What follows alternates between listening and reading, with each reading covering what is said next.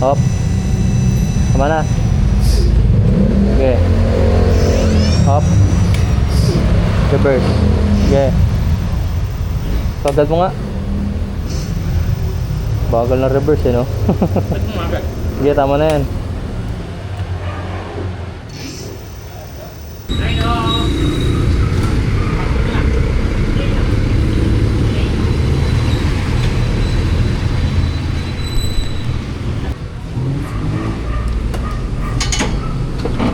Ay.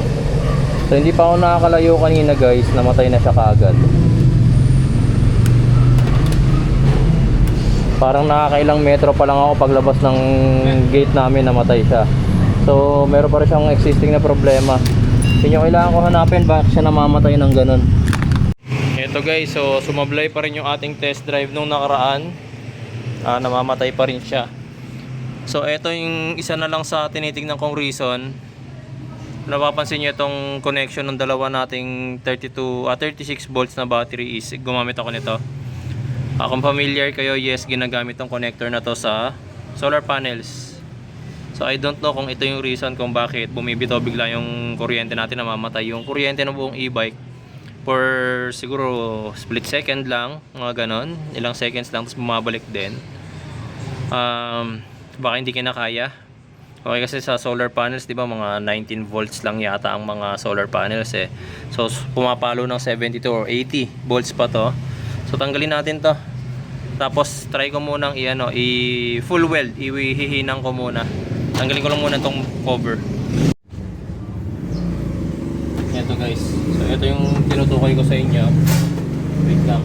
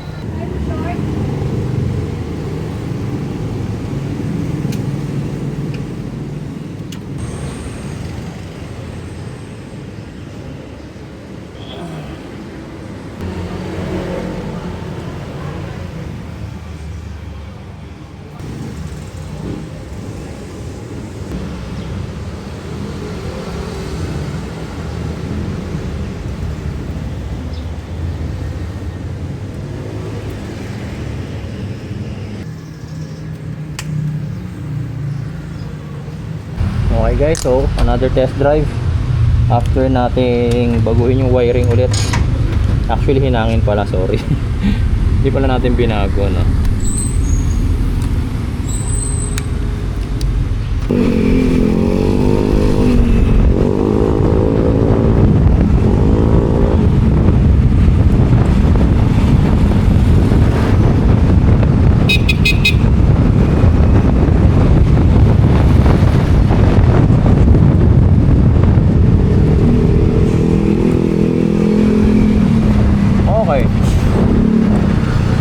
Ayan guys, mukhang yun lang talaga yung problema. Pero wag na muna tayong pakampante.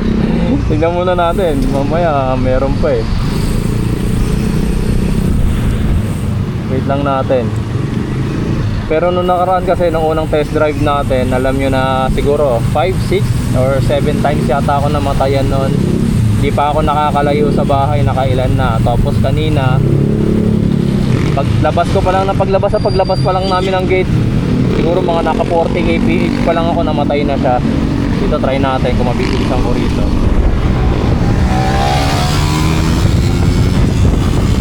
Yan, so medyo nabilisan ko na yung takbo natin. Ngayon hindi na mamatay yung makina, yung ating kuryente. Ayan o.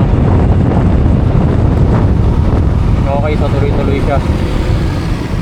Hindi tayo namatayan dun sa portion na yon. Ayos.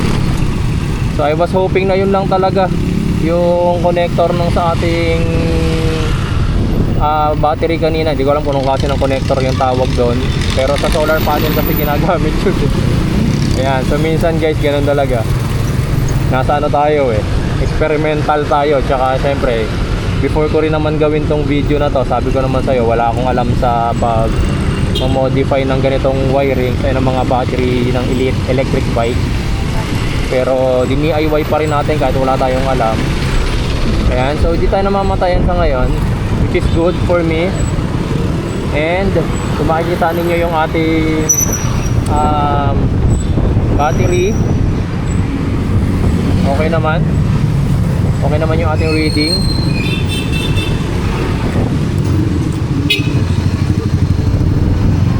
Yan, hindi siya namamatay. Yun lang siguro nga talaga yun, guys. Hindi na siguro kinakaya talaga ng connector yung ano natin, yung pagbugso siguro ng power. Ayan. Okay, so pabalik na tayo. Hindi tayo namatayan kahit isang beses, guys. Pero testingin ko pa to sa ibang mga araw. Titingnan natin kung ano, susubukan na natin siyang ilayo-layo.